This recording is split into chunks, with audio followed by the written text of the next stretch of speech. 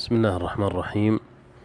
أيها الأحبة، هذه وصفة لمن يعاني من الكحة أو ما يسمى بالسعال. ملعقتين من الحبة السوداء وملعقتين من زيت السمسم طبيعي. طبعا الملعقتين هذه صغيرة مثل ما انتم شايفين، مثل ملعقة السكر. وملعقتين من الطحينة السائلة. طبعا هذا الوصفة للكحة الناشفة والكحة المصاحبة للبلغم، جميع الحالات.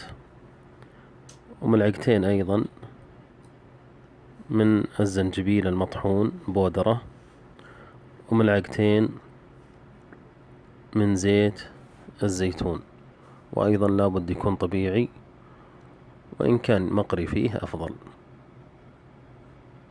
تحرك مع بعض مثل ما انتم شايفين، تحرك جيدا، ويؤخذ ملعقة صغيرة قبل النوم وملعقة صغيرة على الريق، يعني مرتين باليوم، مرة قبل النوم ومرة على الريق. بإذن الله تتبين النتيجة من أول يوم، تحفظ في الثلاجة للوقت الآخر. أسأل الله لنا ولكم الشفاء.